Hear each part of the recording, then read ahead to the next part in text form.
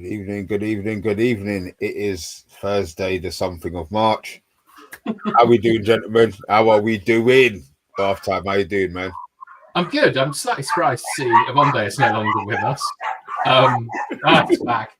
It's 27th of March. I'm all right. I'm so sick of international break. I've got to tell you that I love the summer because that is like the expected break from Manchester United, and I can get on with my life. But I need my fix, and you know, I need to watch people playing football, not fucking transfers day in, day out.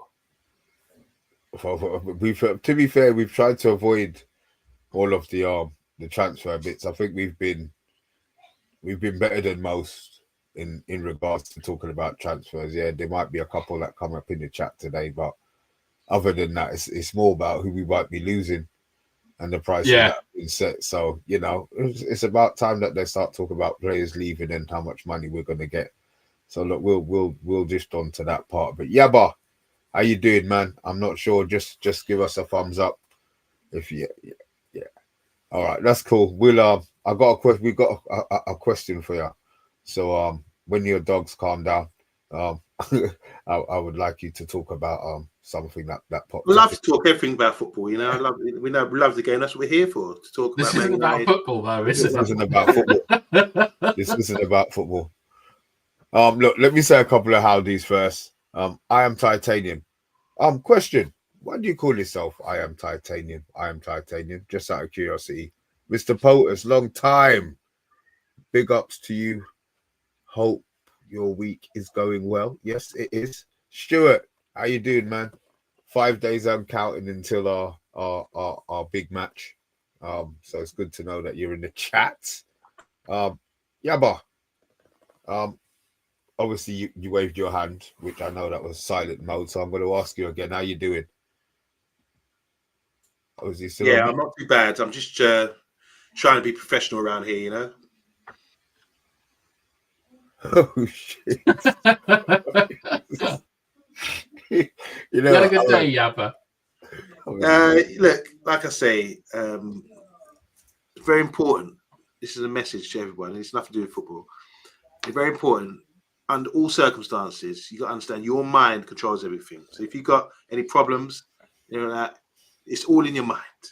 So just sometimes you need to sort of manage yourself to get through life with peace. You want to be in two states: state of joy and a state of peace. This is what I aim for. This is my Zen moment, you know. So I always want to be joyful and I always want to be peaceful to keep calm. And so wherever you're going through life, those are the things. If you get dragged away from that, my focus is to get back to those states of mind, you know. And yeah, I'm doing all right. I'm doing all right. How are you guys doing?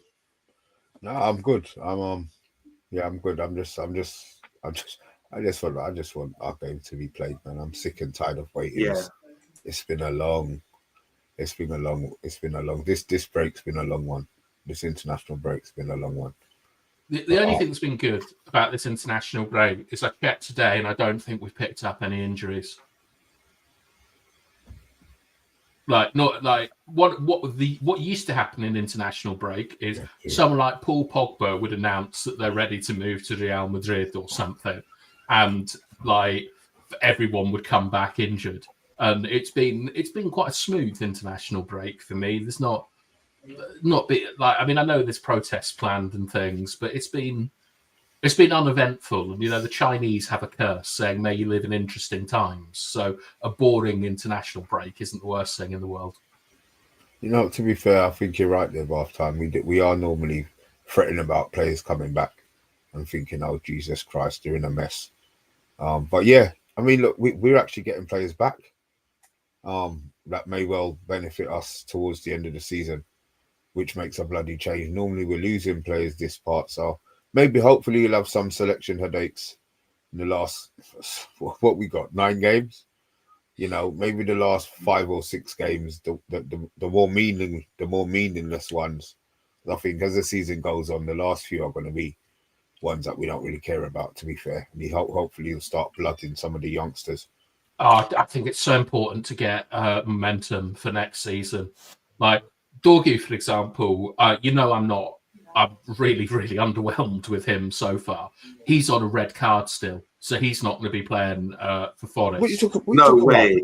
No, he's back. He only got a He's 3-game suspended, ban. didn't he? But he only got a 3-game ban. He has to be back by half time. He missed.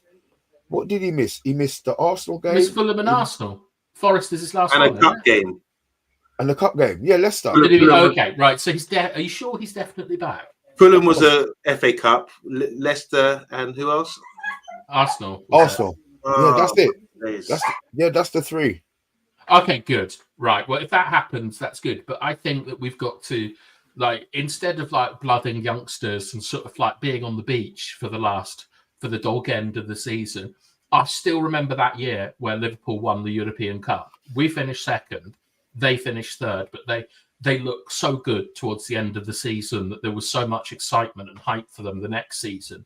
And so if we can go deep into the Europa League and we can start stringing performances together, look a little bit better. Let's say Mason Mount comes back and Ahmad goes to wing back or something, and like our pressing is a little bit better up front. Ahmad is kind of supplying bullets.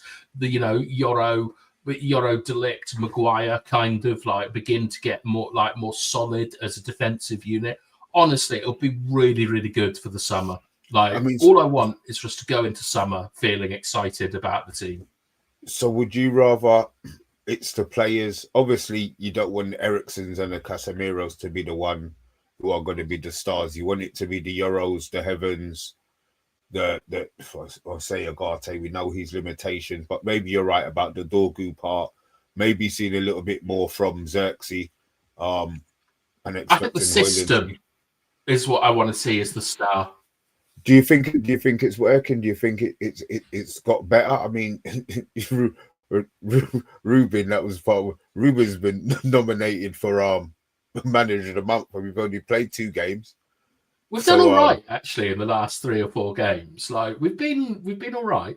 I just think what I find difficult, Mr. B, is any system that doesn't like sort of get a Kobbie Mainoo in it. To me, I wonder about that system. Well, yeah, do you know what I mean? Yeah, no, I get it. We'll talk about that because it has come up that a price has been set for Kobbie at 70 mil. Yeah, I don't care about that. That's just paper. That's paper talk and all that kind of stuff. What I care about is that in our system under Ten Hag, I don't think that like anyone was given the platform like I don't think anyone was used in a way that maximized them. And so what I'd like to see from this system is someone being maximized. Do you know what I mean? Like you can see that it's a platform for these players to show what they're good at, and it kind of hides or limits their limitations.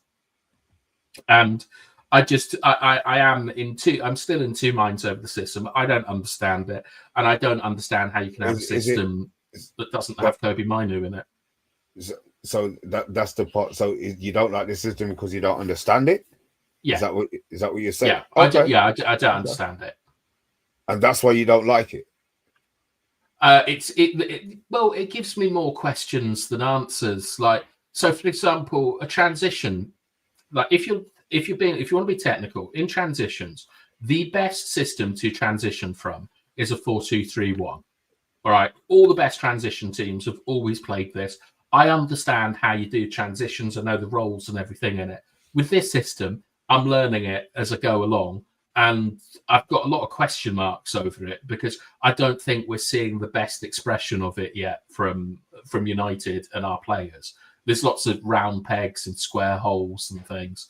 And so, like on a personal level, I need to see this system work in the dog end of the season so I can begin to see, right, on a transition, this is where the right wing back needs to be. Like, you know, I don't understand how the rest attack works. I don't understand how second balls work. Yeah, but doesn't that make it?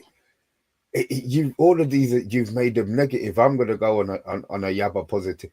The fact that you have to learn what the system is and how it adapts to, you know, playing a 4-3-3, or don't forget opposition have to now adapt to the fact that we're playing 3 centre backs and 2 all right, the central midfield part of it is a bit awkward, but they've now got to adapt to the fact that, you know, at some stages of the game we can go from 5 at the back, you know, and then they've got to work out how to break that out, and then all of a sudden they're breaking with, you know, one side, maybe not both sides. You can't go off, you know, a 3-5-2 or whatever he's going to be breaking in.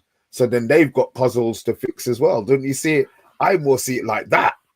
Well, I think what's interesting, to add as well, if you want to see, like, obviously you're looking for answers. You're saying there's more questions than answers because you're used to a certain system to see transitions and that sort of thing. I think the best thing to do would be to go and watch him at his best, because he's the master of this system, isn't he? He's mastered it. So to see him at his best is maybe we'll go and watch Sporting City or Sport. Who else did they beat? Sporting played recently in the Champions League and had some good results. Or go and watch one of the games from last season to see them, how they perform and how they get over, tackle different systems. So I'm learning myself. I'm never been used to this, a 3 at the back, but I'm all back. I'm all for it right now, and I'm not going to say it's not going to work. I'll just say there's question marks. And as the manager said, there's a quote the other day, wasn't there? He said he doesn't feel he's got the players or the personnel yet to perform it at his highest level, you know. So it's a way. I completely agree with that. That's why, like I said, there are more questions than answers, because it's not the expression of the system. And I know what you mean about watching Sporting, like go and watch Crystal Palace or other teams that play similar things. But he's got to adjust that system coming into the Premier League. Like we've learned that from Ten Hag and things like that. So for me, it's really difficult because we're not very good, and are we in 13th now? The heady heights are 13th. I think we're in 13th on goal difference or something. Because we're not performing particularly well, and this is why I'm annoyed with Bruno at the moment, because he is by far our best player. And you're annoyed with him because he's our best player.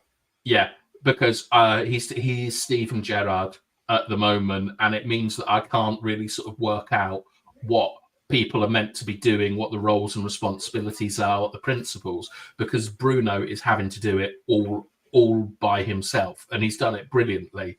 But do you understand the dichotomy? No, your whole logic has killed me. We've got Bruno in our team who has kept our season afloat. You know, he's come to the fore this last part of the season, and you're saying that you hate him for it.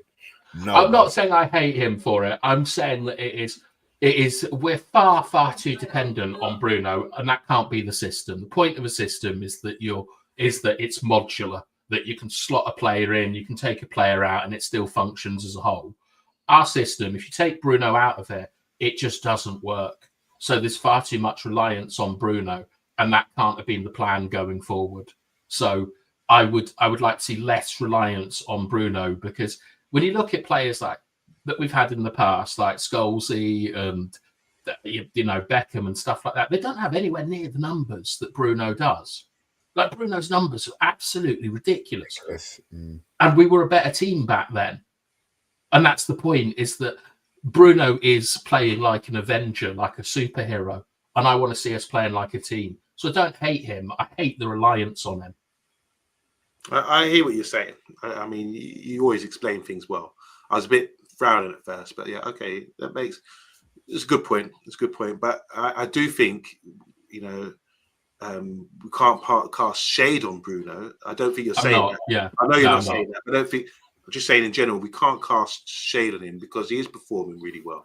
And this is a guy who's played in this system. We probably expect to play as a number 10, but he's dropped in to this 6th position and still orchestrating the show. So it's not a case of him just doing it as a 10. He's pulling strings from deep as well and making runs and doing everything. So I wouldn't take that out of his game, because if you simplify his game, it might be a detriment to the team, in my opinion, because of what he brings.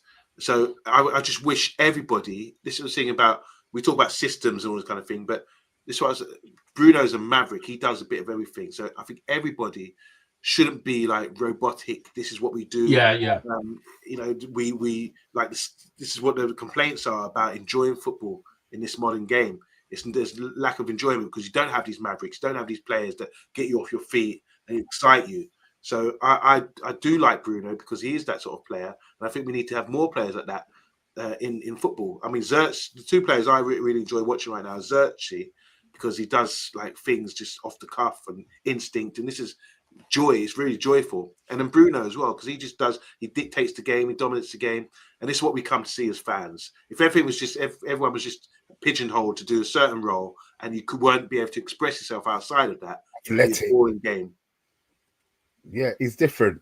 You need something different in your team. Just gonna go for a couple of chats so they don't think that we're ignoring them. Stuart, Bruno's definitely the player of the month by a mile. But would you give it to Amorim for 2 games?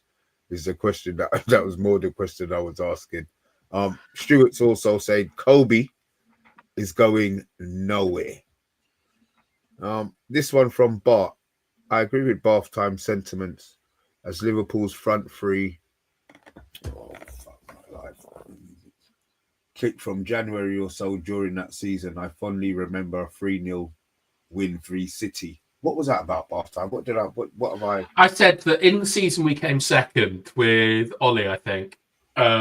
Liverpool, did they win? They beat Spurs European Cup final, and they flew up the league in the last 2 months of the season. So even though we finished second, Liverpool going into the season was seen as the main rivals for City because everything like Klopp's system with the additions of Alisson and Van Dijk and stuff had finally arrived at its zenith. And that's what I'd love to see from United this season, is going deep into a European trophy and the system showing that it's venom, as it were, in the second half, because we've been all right as a defensive unit, but attacking wise, Xerxes and Rasmus are not they're not really scoring or getting chances and stuff, and that's what I'd like to see. To be fair, they've the last 4 or 5 games we've had chances. We've actually seen how shit Rasmus has been because he's been missing them. So we maybe it's clicking slowly. They are beginning to It's definitely improved since Christmas. It's definitely improved. Okay, look, let me say a couple more. Get a couple more messages up anyway. Mr. Potus, I love that mindset, Yabba. It's a reminder that no matter what's happening externally, our inner state shapes our experience. I agree with that as well. Well said, Potus. Tactical devils. It's like people have stopped thinking for themselves, just swallowing whatever the mainstream media throws at them. 99% of it's pure bullshit. I'm honestly fed up with it. That's he's talking about. That's another content creator talking about transfer. Good on you, Jarvis. It kills us, man. But I have been practicing one word I can't say. Diaphragmatic. There you go. 4-7-8 breathing. What's that? Intentionally. He's been practicing deep breathing for 5 years, and you're still practicing. You can't still be practicing. You must. Yeah, but you say you're practicing yoga, don't you? For 10 years or whatever. He's not practicing to then go out and play competitive breathing. It's just it's something he does to center himself. Very good. I don't know. I've never heard that before, but I understand about the breathing exercise and how they can sort of keep it's breathing deeply from your diaphragm. So I've never heard that term though, what he's used there. But yeah, I mean, it's really good. People need to really look into things like this if you're having problems with life and keeping calm and stresses and all that kind of thing. So yeah, big up to you, Mr. Anything with Matic in it is fine by me as well. Very good. Oh, half time you snipped it in. Well done. Mr. Potus is also saying KOBBIE won't leave, not a chance. Until he signs, there's a chance. Let's have a look at what troubled Bart's saying. Stuart, hello. I agree that Mainu will be forced out. But do you see his career stagnating at United as he has been? as has been the pattern. What's this fucker talking about? Oi, He's saying that our youth players haven't really. yeah, I know what off. he's saying. Mods, get him off. Yeah. Come on, do your job. Do your bloody job. Here we go. Oh, Andrew, how you doing, matey? I hope you're doing well. But again, the Bruno Gerrard comparison is an interesting one, especially if it helps United win the Euro. That's what I'm saying. I actually don't have a problem with what he's doing. I know you said it's not a problem and you don't really hate him, but no, it's more like maybe Coutinho is a better example, where Coutinho was an incredible player for Liverpool. He had fantasy, he had flair, but to be honest, they built the current Liverpool side that we're seeing after Coutinho was left, and they made a more functional. Okay, more functional I get team. it. I get it. So you want to see more of a team than an individual. Yeah. Okay. All right. Tactical Devils. I'm really enjoying learning the 3-4-3 system, and I've got to say, Amorim's diamond tweak has flown under the radar for most people watching. Halftime? What the fuck is that? That's something that Yabba asked me to later to stick in. It's a Studio Ghibli picture of Robin van Who? Persie, I imagine. Studio Ghibli. It's a sort of like an animation film company from Japan. Oh. So what is the diamond tweak in midfield? I'm a bit. Can we? Tactical Devils, if you could let us explain in bath time. What is I suspect it's to do with Xerxes like dropping, because when you're talking about pinning players and so on, one of the reasons you do it is that you want to centre forward standing a little bit in front of the defenders and slightly off, because that means that when you get touch tight, you're creating you're widening the channel, the gap between the fullback and the defender. And from there, you'd expect to see one of your number 10s running that.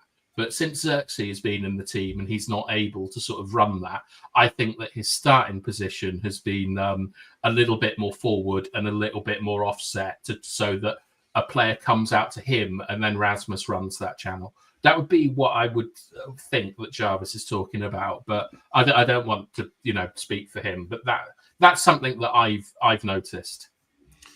So Amorim's diamond tweak has flown under the radar, because I don't see diamond. I see two boxes. I just I really don't know about this. But when I've seen him play at Sporting, it did seem they had two base guys, strong, rigid, and they didn't have any issues with the midfield necessarily getting overrun. And then they had the winger and the other guy, Conceição. What's the name? Gov. What's the name? Gov. Gonzalez or something? Oh, yeah, him. Yeah, playing in a role. So I just thought, all right, it's based around that. But I really don't know what he means by this. Yeah. Well, a box, right? It's 4 people, and a diamond is 4. So if you just if you were to put Bruno dropping back to receive the ball, and then like and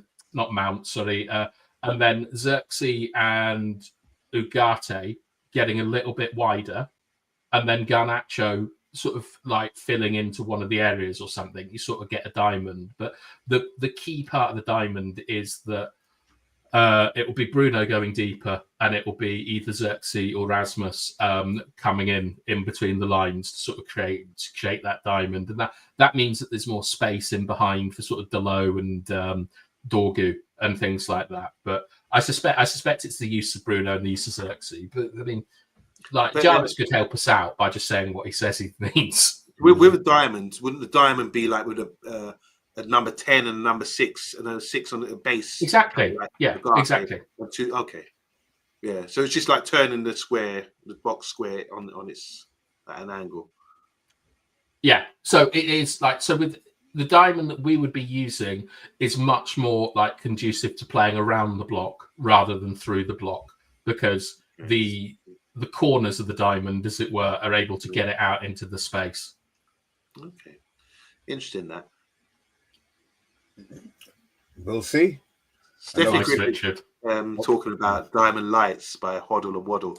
If you haven't seen that thing, go and watch it, because the older you get, I mean, at the time it was cool, but the older you get, when you go and watch it wasn't cool at the time. Are you serious, bro? It was cool. Look, it got to number 4 or something. Who gives a fuck? It was rubbish. It wasn't rubbish. Is this different to Fog on the Time? Yes. This is completely different. This is Hoddle and Waddle. They were Fog on the Time was like a joke, mockery kind of thing. And this is their serious album, is it? Yeah, the Diamond Light song was a serious song, like Hoddle and Waddle, and I think it's amazing. If you go and watch it now, wouldn't know whether to laugh or just be stunned or whatever. It's quality stuff. You wouldn't get that today. Imagine Bruno and Casemiro, doing this song on the charts, putting something out. I don't know. There's quite a lot of people that have released rap songs from the football world. Was that Andy Cole? Was it Invincible? Yeah. Was that his song? Like Memphis Depay? Outstanding. Was it Outstanding? Outstanding. Yeah. Like it had Memphis Depay. There was that guy that I think ended up playing for Rangers. That was like he did a lot of like drill songs about 2 years ago with like balaclava on, and they identified him as a Rangers player off a tattoo and stuff. And there was they do this spitting grime or sort of So there was Balassi and Sean Wright, not Sean Wright Phillips. Who's the other Ian Wright's son who played in America with Bradley? Alan Wright. Bradley Phillips and Balassi had a rap battle, which is really quite cool. Oh, it's so cringe, isn't it? Just play football. Yeah. Look, I'm not sure. I'm not sure why it was done, but yeah, I can't see too much footballers. Yeah, but you remember, this is Mr. B. This was an era when they used to have party songs like "Throw a Chaz and Dave," Agadoo. Yeah, Agadoo, do. Yeah, that's the one. That's the only one I remember really. And then what's the Spitting Image one? It was really good. Not Never Met a Nice South African, but throw a chicken in the air, put your dead up your jumbo jet, and just bury it. Crazy Frog. Crazy, yeah, that's one. Crazy Frog. What's Crazy Frog? It was like, it must have been like 2002 or 3, and it was just a frog doing, I think. Was it the theme tune to Beverly Hills Cop? That's Axel. I know what you're talking about. Chicken song. There you go. No, it wasn't the chicken song. No, there's someone in the comments. Shit's definitely. Oh, sorry. No. I know what song you're talking. Beats. Oh shit. Yeah. Anyway, it might come to me. It's probably not going to come. What do you think Rashford's like? If Rashford was to release a song, what type of song do you think it would be? I'd be a really melancholic, self-indulgent ballad, wouldn't it? Like Morrissey. I think he would be great if he sang "She's Out of My Life," that sort of sad song, like "She's Out of My Life." Talking about Man United. I don't know whether to laugh or cry. That sort of thing. I'd love to see Rashford doing the most. I can imagine him singing some Alanis Morissette, like angry, kind of middle-aged divorce music or something. Like, isn't it ironic when you score against Manchester United or something? Oh, God. Vincent's got it. You on about the advert for the Levi with the yellow pipe movie? Yeah, that's the one. I know that's the yeah. Oh right, yeah. That one, yeah. Oh yeah, I do remember that. Big up Vincent. He's probably can't remember where it was because I was French. Okay. In France, maybe. Hopefully French. I'm trying to work out what rhymes with French. Say it was bench. Donny van der Beek. Bench. I was bench. I was wench, bench, drench. Bench. I was drench. The international content, lads. Drench. Yeah. Anyway, look, maybe some. Yeah, I was gonna say something. I'm gonna get myself in trouble. I'm not gonna bother with that. But right, so look, we've drifted in and out of the KOBBIE. Obviously, look, we don't have to. It's not something that we will have to dwell on until it does happen. So the Kobbie stuff, price has been set. I believe it is 70 million we're looking for, but there have also been there've been two reports today. One is that it's a real possibility that we could sell Kobbie Mainoo, and then a later report is Kobbie Mainoo doesn't want to go anywhere. He wants to sign a new contract and play for Manchester United. Kind of feels that the club is briefing one way and the player is briefing another way, and this is probably some sort of silly game about the contract, because if Kobbie Mainoo was accepting 100 grand a week, this contract would be done already. But because of his achievements in football, his status in football, that golden boy list, getting England to a final and stuff, he wants at least 180 grand a week, like in line with someone like Yoro or something. Yoro's on 115. Yeah, but he's a defender that hasn't played in a European final for his international team, and Yoro also had 40 million transfer fee. So Kobbie probably thinks that 200k is actually quite a good deal for a similar player without paying a transfer fee. It all depends. Look, if you're going to sign a contract, it means I'm sure when you sign a contract at this sort of level, they would say first team player, squad player, backup, that sort of thing. I'm interested to know what our manager sees him as, views him as. I'm sure the manager would be consulted and saying, look, we're thinking about offering Kobbie a contract. What's he going to be? What sort of player? What sort of role is he going to play in your team? The manager might be saying, well, I'm not even thinking about him. I'm thinking of bringing someone else in that I know who will do a better job. So I think that's where the question marks lie with Kobbie about his future.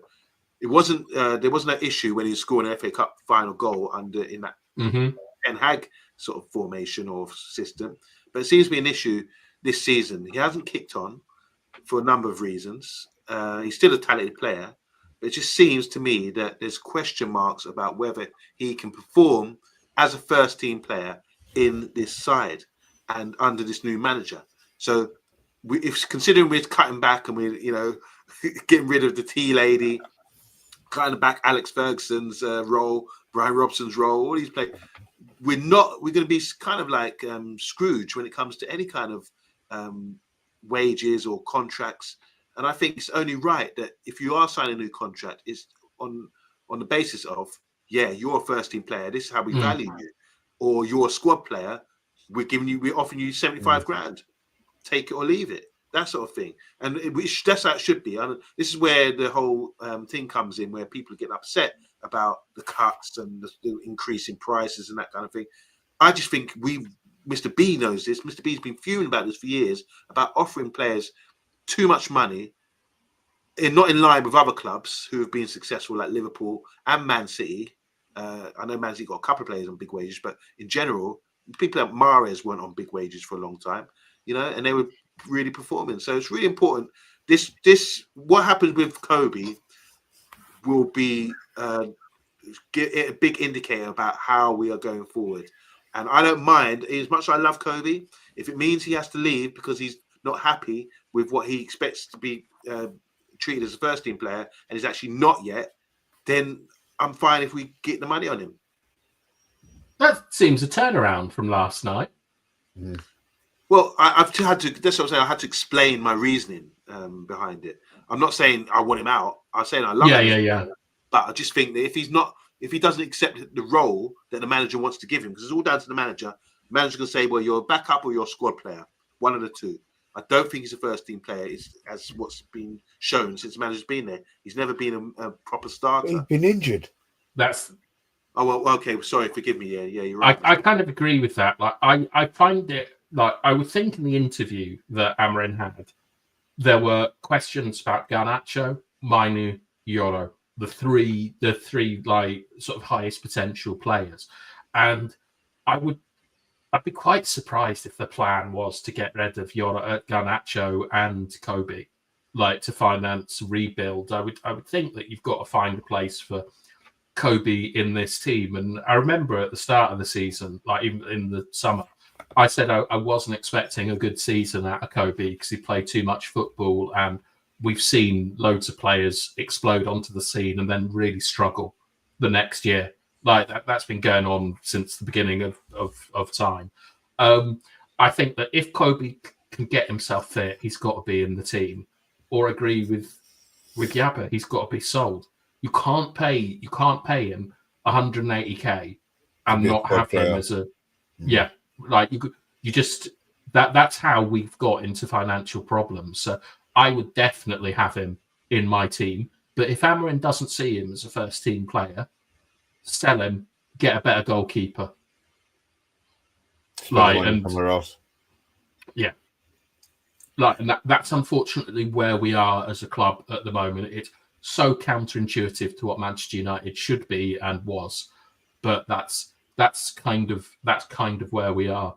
And I just really hope that he stays. I've got no kind of real attachment to Garnacho. I know he scored in the FA Cup final as well, but it's so rare to have a player like Kobbie Mainoo who's got that feel for the ball and that feel for playing in midfield at that age. He's really going to do well in football, in my view. Yeah. On I'm just going to branch off on that. I do think when you look at, I compared how other clubs manage their younger players. Curtis Jones is a great example for me. He's playing for England the other night. He looks like he's going to be part of the England squad going forward. This is a guy who's been at Liverpool for a long time. And there was a time when he first came along, I was like, who's this Scouse, curly head Scouse or whatever? But he turned out to be a good player because he's been kept his hunger, understood his role, and hasn't, even though he jumped in and played really well, it's not like, I want a new contract.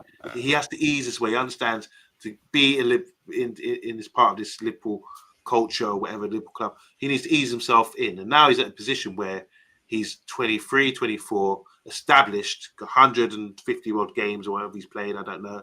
But he's now, the way they developed him, I think that's really good.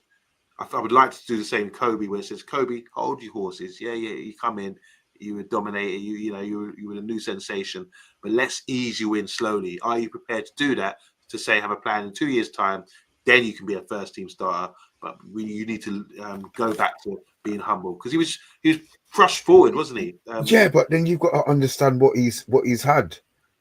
Thrust forward. Granted, he was thrown into the limelight, but he took it with both hands. True. And he's ended up playing for England as well. So I understand Bathtime's point about the Euro situation.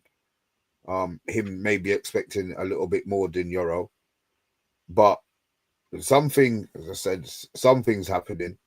It's not all players sailing. You've got Chelsea waiting in the wings to offer maybe the 70 million. It's going to be whether, if they offer the 70 million, does Kobbie have to go? And then prove that he wants to stay at the club. Amorim is the last word going to be with Amorim in regards to getting him into the team, because if he gets him in and our form picks up, then Kobbie doesn't go anywhere, and they'll probably decide, okay, that they do want to pay him the money. So I think it's going to be a more of a summer situation where this situation is going to be sorted out, probably late summer, knowing Man United, but I don't see it sorting out any time before the start of the season. Can you take anything from the Garnacho stuff, where it appeared to be left up to Garnacho if he wanted to go Napoli or not, and the wages was the big issue there? Like, we accepted a bid. I would like to think that Amorim had a conversation in that, because I don't think it's a coincidence Garnacho is now playing on the right hand side. Since the transfer window's closed, he's moved him. He's played him in a different position.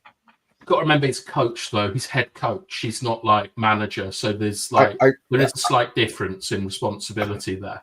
I understand that, but at the same time, coach, manager, they still want the best for the team, and they still want the best for the players that they've got. So maybe it was the Garnacho hold up. But what I mean is I don't think he has the say. I think he has input. Like, I think that Wilcox and Brada... He must. Look, there's some common sense stuff. They're not going to give the coach a player he absolutely doesn't want. We've seen Jose make a career out of this about not play. Like, do you remember when Fred came? He just refused to play it. They're not going to give Amorim a player that he doesn't want. And if Amorim wants to get rid of a player, Like Jim Ratcliffe in that Gary Neville interview was extremely supportive of getting rid of Rashford. Like, they're not going to be idiots about this, but I don't think that the actual decision making is. I don't think they're going to leave it to Amorim, as it were, and say, right, you sort this situation out. What do you want? I think that it's going to be a collaborative thing where they talk across it, and this is very normal in football, like transfer committees and so on. I just don't think that we've moved away from the manager having like the sort of decision-making power on everything. So, i.e., Amorim will have to compromise a little bit, but if he's dead against something, they're not going to force it on him, or at least I hope not. Just funny, while we're talking about this, so if Kobbie's going to sign, does he think he's a first-team player? But we done a show over the last 2 days. Guys, you haven't seen it, just check it out. It's kind of, role play. Thinking we had the money. Nominated for a Ballon d'Or, YABBA. Yeah, I've got the confirmation today. Best supporting actor as Mr. B as Amorim. At the end of it, at the end of the 2 days, we picked what our starting lineup would look like, and there was obviously players on the bench who were good players as well. But Kobbie wasn't.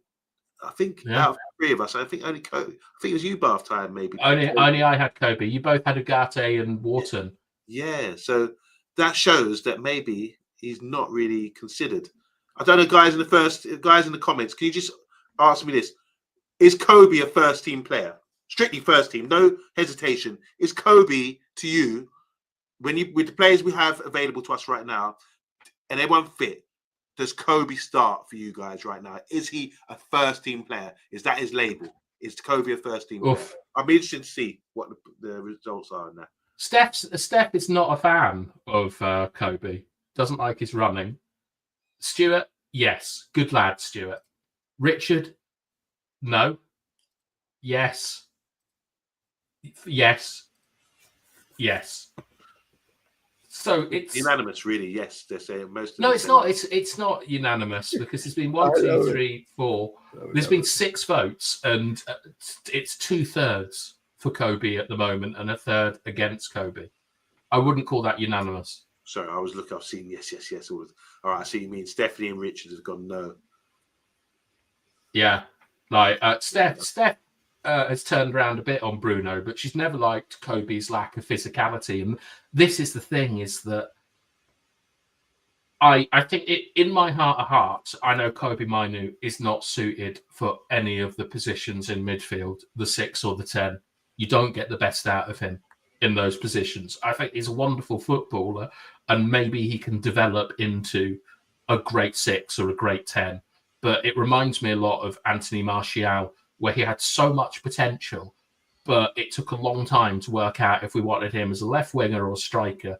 And for me, he was always much, much better as a left winger, but we never really played him there. We played him as a centre forward. So the issues, so he still needs to develop, right? Yeah. Okay, but that's physically. So can a player of his age develop physically? Yeah, he's 19. Oh yeah.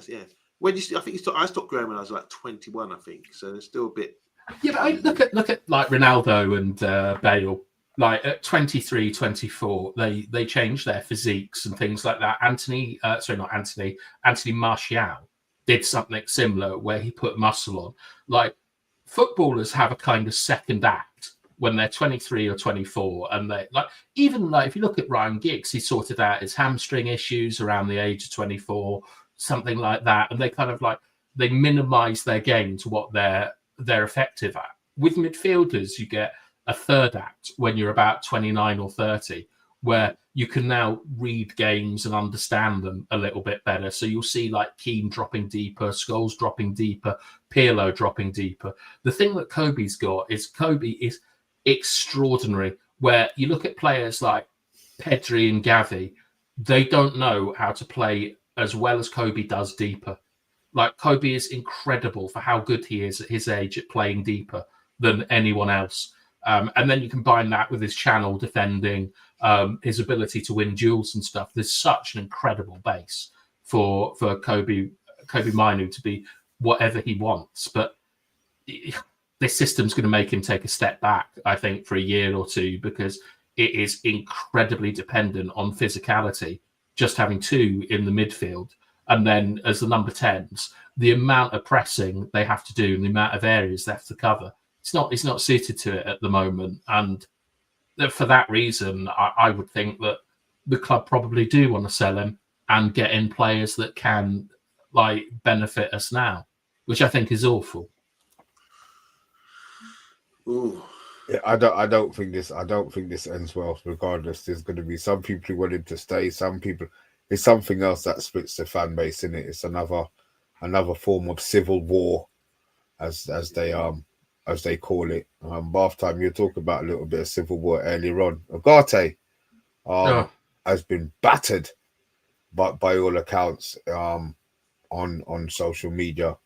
Could you give a little explanation? And are you someone that, I suppose, not necessarily agree with the abuse, but agree with why he got abused? Because he did put up a stat yesterday. To be fair, he did put something up yesterday about how bad he was. So yeah, talk to me. Look, I'm not a huge fan of Ugarte, but I can tell you I'm a much less of a fan of Bielsa than I am of Ugarte. Anything coming out of a Bielsa team, just ignore. The guy is a clown. Like, I've seen his teams play live. It's just ridiculous what he asks players to do. You've all seen that Leeds team. We beat them 6-2, and everyone was like, "Oh, Bielsa's amazing." We thumped them 6-2. Like, I think McTominay scored twice in 10 minutes or something. And do you remember that game? I kind of remember, yeah. No. Okay, all right, whatever. But so Ugarte played against Bolivia in Bolivia, a decent elevation, like 4,000 above sea level, which some people find tricky. Like oxygen levels and stuff like that. And he had an all-time stinker. Like I've got the stats somewhere. Let me check what they were. Right, Yabba. He had 24 ground duels. How many do you think he won? Well, you said he had a stinker, so it's going to be single figures, I imagine. It is. It's 8. And he lost possession 14 times and was dribbled past 9 times. So these are awful stats. It's the dribble past one. How can you get dribble past? Sorry. I haven't seen the game, but I bet he got a yellow card early on and he couldn't tackle. I mean, let's hope that's what it was, because to be dribbled past 9 times is an absolute fucking disgrace. You know what? Yeah, but it's a Bielsa system. Don't read anything into it. It's absolute nonsense, the football Bielsa play. What day was the game? It's like 2 nights ago. Wait, is Bielsa the manager of Uruguay? Yeah. Oh, wow, I didn't know that. I wondered why you were bringing him up. Oh, yeah, but I mean, and the thing is that I've played like 5-a-side and stuff at those kind of elevations in Peru, and I didn't struggle. I've got to be honest, but I've got massive tits, so that means I've got big lungs. But people do struggle at that elevation and things, and it's one of the reasons why I think the Copa America is a little bit of a joke, because they, like Bolivia, Peru, and Colombia, have been like scamming people for years doing this, playing at ridiculous things, and then it got changed about 5 years ago, and then they forced them to change it back, and it makes a mockery of the competition to play games on the moon, basically. But anyway, this has been a kind of dog whistle for lots of people to get on at Ugarte, because he's a very Marmite player, isn't it? Like, people either love him or they hate him. There's very few people who say he's all right. And for me, I'm in the view that he is a disaster of a midfielder, and I always have been. But having a bad game I don't think it really changes anything. And I think it's a little bit unseemly how many people have used this as a kind of red flag to just go and get stuck in on a player when it wasn't for Manchester United. It was Bielsa's Uruguay. Who cares? Interesting. Look, the stats don't sound too good for someone like him. We've all seen him play now, so we can all make a judgment about him. I like him. I think he's good. He comes in, does a job. We know he tackles, he works hard. He's got a bit of grit about him. I thought, like, before I even knew about him, I thought he's got to be a technical, smooth kind of player. But he's quite raggo. He's quite rough and tough, and he does put his foot in. And I like that. I like that about him. He's the only player. There's no one like him in our team. Maybe Casemiro, but he's a bit reckless. He puts his foot in, pinches the ball, and he does that really well. And I don't think you can replace him. So everyone out there dissing him because everyone loves players that score goals or quick and exciting, and wingers and strikers. But this is a role that, unless you're a football connoisseur and you love the game that much, you wouldn't really appreciate what he's doing for the team. So I've seen Richard Hawkins in the chat saying, I love Ugarte, and I'm sure it's for the same reasons that I'm stating here, that you like his aggression. He brings us a bit of steel in midfield. And even though, I've seen BATHTIME critique him, saying he needs to do a lot better with the ball, or, in the final third, or have something added to his game. But for what he does really well. And I think he's given us a bit more security in the midfield, something we needed. Mind you, I'm not saying he's the best player out there, clearly not. But I like his determination, his grit, his desire, and the way he does pinch the ball off players. I think that's his attributes. That's what he does well, and that's what you get on the tin. So, can I slaughter him? Yeah, go ahead. Right. In football, you have 4 phases. You have possession, out of possession, and the transitions in between them. When you're looking at like proper midfielders, and I'll give more sort of defensively based ones, Kante, Keane, Vieira, Makelele, they all contributed to a really good degree in all 4 of these phases. Ugarte, in possession, he's not dreadful at receiving the ball, but what he is dreadful at is seeing where the ball needs to be played forward. And a lot of the time, he gives a sideways pass. I've no issues with sideways passing, but what you need to do when you give a sideways pass is you need to commit a man before you pass it. That's how you manipulate a block. So in possession, he's nowhere near the level that you need. Like, he's more like a Ndidi or even a Paulinho, the players you see in lower mid-table teams that are there to break up the play. He offers, Paulinho, Bayern Munich. Yeah, but what are we? Hasn't played for 3 months. But we're a lower mid-table team, BATHTIME.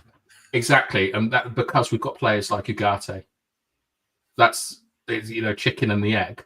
But the other thing is that he doesn't really offer anything in the final third, which is a big issue. If you want to be at a Champions League standard, everyone in your team is going to contribute at all levels of all the phases of football.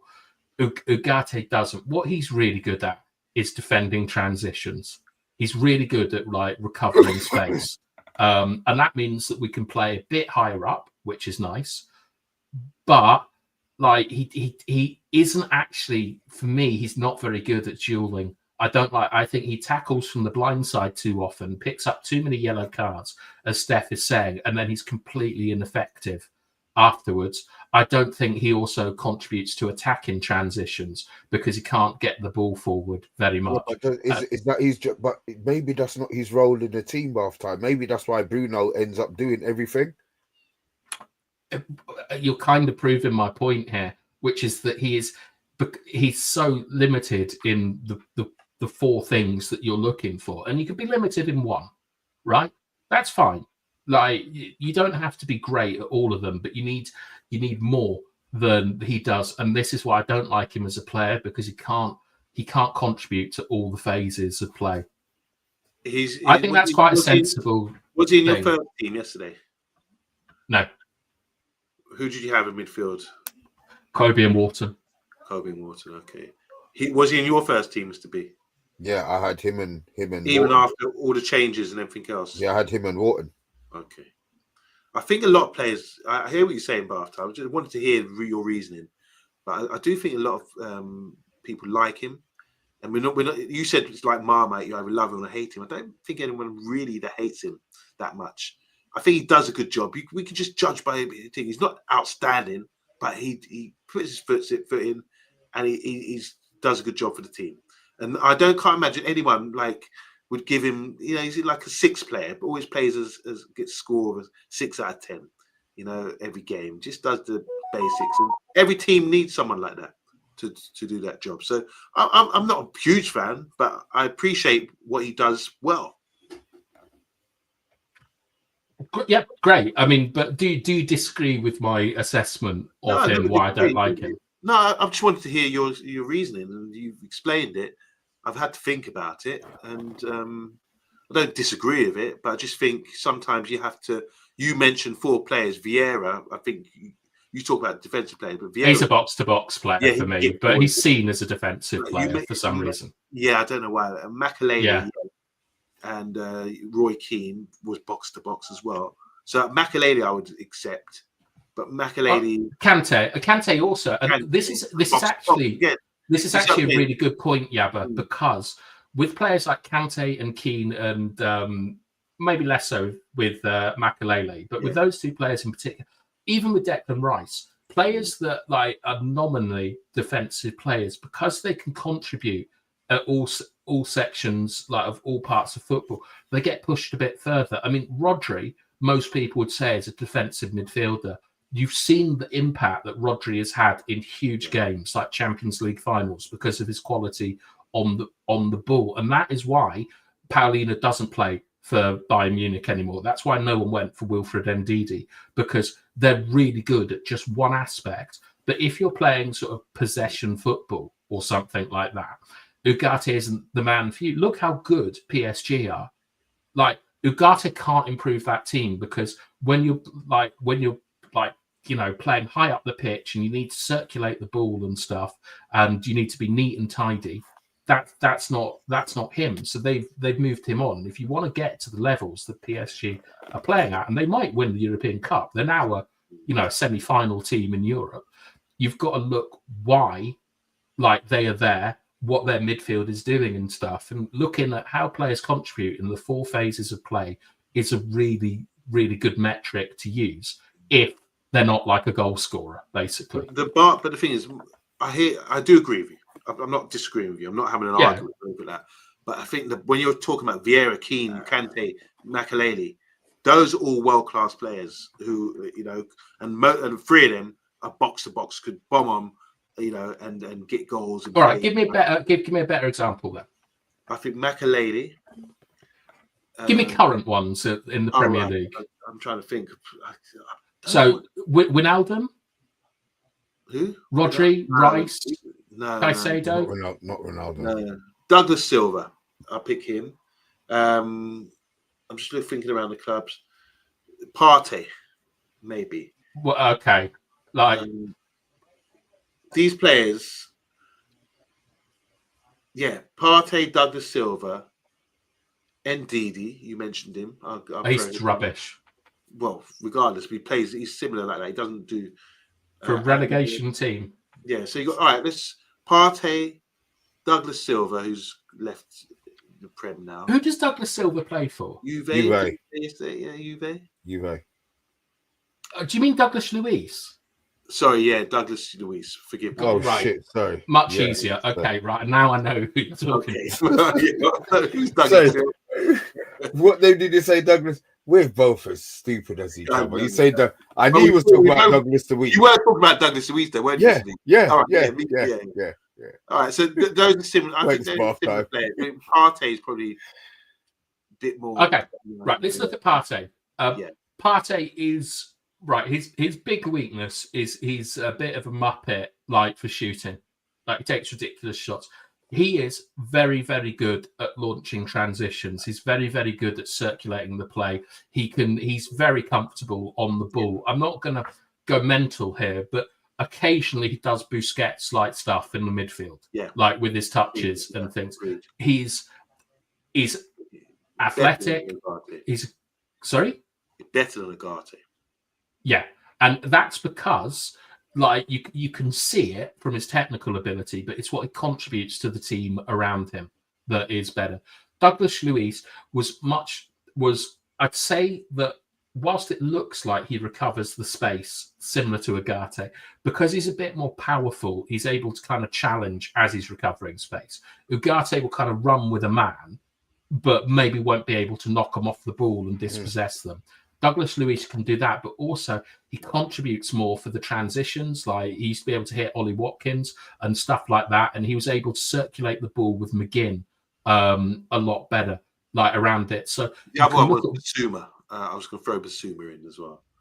But Bissouma, once again, he is giving you much more from the midfield, like attacking wise, and you're getting a similar level defending wise. Tottenham are a very transition heavy team. And they're a very high line team. They're kind of what I thought we were kind of going to get from Amorim, to be honest, or Ten Hag at least. And he contributes better at all of those phases of play. Those, apart from Ndidi, who genuinely I think is one of the worst midfielders to have played in the Premier League for the last 10 years. You're looking at players that can contribute more. And that is even before you get on to stuff like availability. Like none of them are going to get suspended as much as Ugarte. And the reason why is because Ugate's technique for tackling isn't very good. Like he challenges for everything. That's why he loses 28 duels. That's why he gets dribbled past 9 times. Yeah, but you've seen it. Yeah, but you've seen him getting yellow carded and having to be brought off on the 60th minute because that is pretty much all he can do.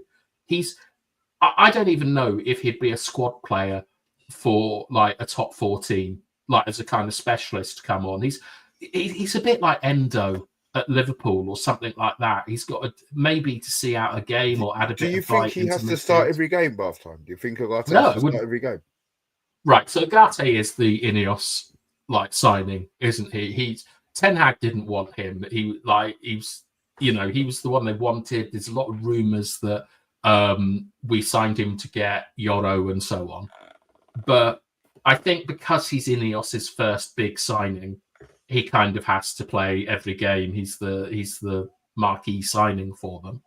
I personally think that like within a year, people will be very sick and tired of like Ugarte. Because I tell you what, I like his character. I like the fact he fights for the team. There's things to like about Ugarte, right? He is, but when it really comes down to it, he is a player that you'd expect to be playing for 16th to 20th in the league because of what he can't contribute. What are you talking about, man? He's exactly like Wilfred Ndidi. Jesus fucking Christ! Interesting. I can't. Interesting. I can't. Look, I can't. You know what? You know what I'm going to do? Instead of bumping heads or arguing, I'm just going to wait and watch him intently now to see, what you're saying. And, look at those metrics though, like possession, out of possession, and the transitions. I'm just looking at, I've seen him as much as you had from Man United. I'm looking at him, I'm saying he's decent, does a good job for what he does. Pinching the ball, you see him battling, you can see him trying to, win duels and fighting with people and trying to pinch the ball. I see that. And I say, okay, fair enough, that's what you're doing well. He scored a nice goal the other day, volley. I think it was chest and volley of left foot. Decent, nice to see him do that. I think he's very conservative with the ball. You're not going to see no frills from him. But I think every team needs a player similar to that who's going to give it up, do a job, and give it up. And I think his teammates would appreciate the job that he does as well. That's all I'm saying. I'm going to reserve judgment for now. I'm just going to wait until the end of the season till I see more games with Ugarte and see what he does for us to help us out. But yeah, I'm done with that Ugarte talk. I think we covered that one. Mr. B, what's next? Well, Mr. B's got to give his piece on Ugarte now. No, I agree. I just disagree with you, Bathtime. Yeah, he is limited, but he's not a 16 to 20. Where would you put him? What do you mean? As in what? Like, so I say that De Ligt is an 8 to 12 like player. Like that's like the level of team that he'd play for, like mid-table. Yeah, I think he could do a job 6 to 12. I think. What, Ugarte? Yeah, 6 to 12 in my team. Yeah. What would who would you compare him with in that kind of like bracket of mid-table player? Both time, I don't know, man. I'm just disagreeing with you. Maybe it's because I like disagreeing with you, and maybe the co-lighter day I'll have to sit down and see him. But I don't see. I just you've been negative with him from before he came. So I'm not saying you have an agenda, and it's going to take him to be doing a whole load of madness for him to even contemplate changing your mind. It's like me and Scott McTominay. I hated him. You know what I mean? I couldn't see what you see in him. So this is another one that we just have to disagree on, I think, to be fair. Fair enough. But like, please, when he next plays, watch him like in that kind of frame. Like, what's he contributing outside of like the running about and the tackling? Yeah, we know he's not world class. We know he's not a world class being able to do that. We know that. I accept that. But what I'm happy about, you did say what he was good at. Yeah, he's good at some stuff, and I do like his character. His availability is something that's beginning to annoy me. But to his credit, he didn't have like a preseason really, and I hate all these South Americans having to fly to South America and then come back and 12:30 games and so on. So he should be rested for Tuesday. And we'll see how he gets on against a pretty powerful midfield out at Forest like that. Elliot Anderson is a hell of a player, and I'm looking forward to seeing that battle. Good stuff. Well, look, before we notch it, there was a drawing came up earlier. Oh yeah. Do you want to present this, Yabba? Do you want to set the scene for this? I can bring it up. Actually, I can present it, but do you want to say what it is? I'll bring it up. Okay. All right, guys. So just a quick one. It just take you off, and I want you to, like Roy Walker used to say what you see. I just want you to look at this image. I think this image is beautiful. I think it's brilliantly done with the emotion and everything. So sometimes, I'm not an art man, but sometimes when you go to art galleries and things, you look at something, and say, "What's all that about?" And someone will come in your ear and say, "Oh, amazing! Look at the way that he's done so and so and so and so." And I'm thinking, "What?" But when you check it out, so okay, all right, I can dig that. So with this, I want you to become art buffs on this one. Tell me, say what you see, and what's the emotion? We all know what it's about, but what is this? What story is this telling here? Just talk us through. What does this say? Look at the emotion. Look at the feeling. Look at the background. What's the story behind this? Oh, that's hilarious! They give it a guard of honor.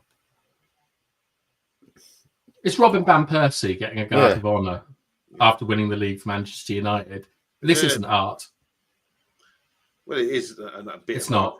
It is. This is not art. This is a filter. This is someone that has taken an AI generation of a photo and applied a filter to it. And I'm not having an argument about if computers can make art. They've taken an anime style from Studio. Right, forget it art, because you're a good thing. The reason I said art is because when you go to an art gallery, you look at the image and you have to see what it's saying to you. That's what I'm asking. So with this image, what is it saying to you? Because I see a lot in this, and I put it out today on social media.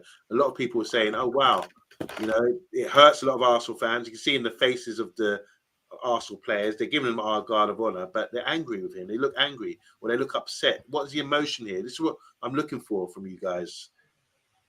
Yeah, it's a filter that's been put on a photograph, so you can see. You're not playing the game. I'm so confused.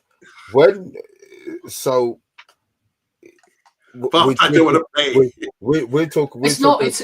talking about a filter, right? So basically, Mr. B, this is what's happened. There's a photo of Robin van Persie. No, I know this, but you lot were saying this has been all over the internet. Why has this picture been all over the internet? It's not been all over the internet. I put it out there today on the internet, and it caused a lot of reaction and emotion. Are you sure, Yabba? Because I don't think you put watermarks on your stuff, and I can see GVJ at the bottom. It's not my work. It's not my image. I'm just saying. Okay. You're not playing. Are you listening to what I'm saying? Bloody hell! Jesus. What I won't accept, Yabba, right, what I won't accept is that a computer can make art. I'm not asking you to accept that. This is just a bit of fun, okay? Don't take it too seriously. All I'm saying to you. All right, I'll tell you. I'll start this off then. For me, I've dealt with a lot of Arsenal fans. I put it out there, and it caused a lot of reaction. So I'm saying this. Robin van Persie used to play for Arsenal. We signed him, and we won the league with him. And they've capping him, giving him a guard of honor. And look at their faces. Look at the guy who's in the middle, the clapping his hand. He looks furious, doesn't he? Yeah. Looking at him with disgust, and the other guy can't even look at him, you know. And look at the emotion, and they have to clap their hands. And then Van Persie, he's not really celebrating, he's not mocking it, but he's like, well, I've come to this club to win titles, you know. This was a time at Man United. I think this was around our last league title, wasn't it? 2013. It was, yeah. When we had to go and take the best from Arsenal to give us a striker, which we don't have today. This is the conversation. A striker like Van Persie, who could bang in so many goals for us. And those 2 seasons he had, first season with Man United, the season before that, where he scored more goals at Arsenal, he was on top form. We don't see players with that sort of flair and output as well as a striker. I don't feel in the Premier League today. I know Haaland's good, but he doesn't have that kind of stylish flair of a Van Persie. So it was an amazing time for me, and it hurts to see these Arsenal players having to applaud someone who was once your teammate, but really they're kind of envious as well because he's gone on and won a title, and they haven't won a title for years. So this is the kind of conversation I want to have for it. Not saying, oh well, that's not art. This is just computer. You've introduced this as art and asked us to be art critics. I wanted the way I've just described the image, like Roy Walker, say what you see and all this kind of thing. That's the discussion I wanted to have. What does it mean to you? That's what. Okay. What this is like nostalgic, and it is like an era that seems a very, very long time ago, where you have Robin Van Persie, like the way he's framed and things, he's a giant. He's far bigger than everyone else. He's larger than life. He's a hero, and you've got all these little boys looking at him like with envy, disgust, and like anger at what he's done. And it's in a lovely, like, it's in a very sort of attractive art style, like, isn't it? It's like nice and clean and things like that. And it remembers who we used to be. Like, it's because, to be honest, the way that we're looking at this is a bit like the Arsenal players in the photo. We're looking at this with like regret and nostalgia and what could have been and so on. And it's like, it's a nice picture, but it just, to me, it's tinged with a lot of sadness because this is the last time that we were truly Manchester United with a player scoring like volleys against Villa and stuff. And it's something that makes me feel a bit, makes me feel a bit sad looking at it because this is what we should be. Yeah, brilliant. I love that. Thank you so much. Mr. B? What?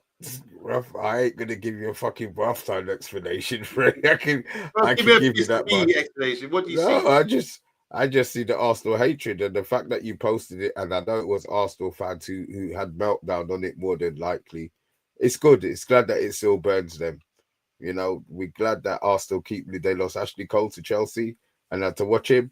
They lost Van Persie to us and had to watch him. They lost Thierry Henry and had to go watch him. They brought him back with these stiff legs, hoping that he was going to be this great messiah. His legs had gone. So, yeah, I see the hatred. I'm glad that it's done, but it is what it is. As BATHTIME said, it's a cartoon, isn't it? Yeah. I'd like to see a Trent version, to be honest. I would take a Trent version. I'd take a lot of joy in Trent Alexander-Arnold winning the European Cup against Liverpool for Real Madrid next year, like, and then having to watch him go and pick the trophy up. That would make me happy. And this is, you know, Spurs fans should enjoy this as well, with like what Sol Campbell did to them going to Arsenal. This is karma for them, and I hope that they lose Saliba on a free, and the rest of them, Ethan and Nueri. No, I'm very upset with Arsenal at the moment. Joke of a club. Okay, well, I'm never gonna be upset with Arsenal. So it is what it is. I hope they lose the rest of the game. They've let Liverpool equalise us on titles. It's got nothing to do with letting. Why did they let?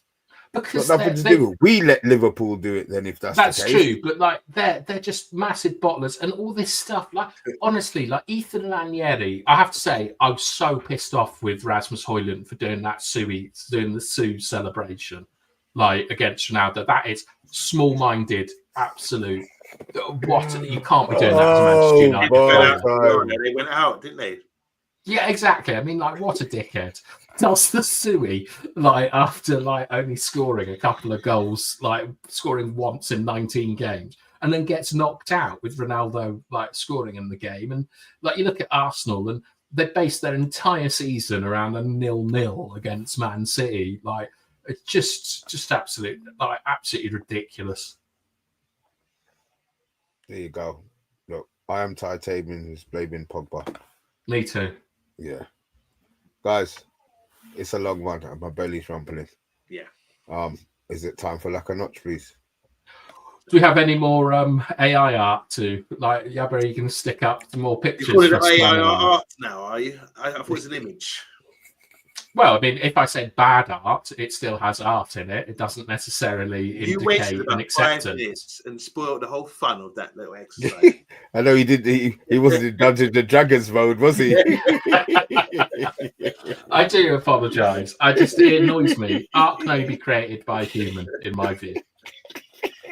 Oh dear. All right. Oh, BT, you're funny, man. Look, guys.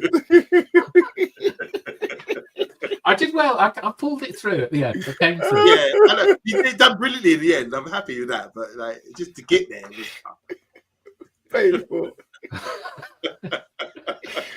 Oh god, look, guys, we'll be back. We'll do pyramids tomorrow. Yeah. Okay, Don't forget. We'll guys remind us we need to talk pyramids tomorrow at the beginning of the show, not at the end. And not the football pyramid, the actual pyramids. Actual pyramids. It ain't a scam. Hopefully Yabba will tone down his opinions, hopefully. I'm so scared. But anyway, look, we will be talking pyramids as well as the rest of the United news. We'll do a preview tomorrow more than likely. It's Friday, you know what we're like on a Friday. It's a bit more drink related. You. All right, it's like a notch. Like a notch from me. Like a notch, guys. And we got. I want to. Oh shit! It was free, innit? We got to do it in order. It's like a notch from me. It's a lack of notch from me. Like a notch from me.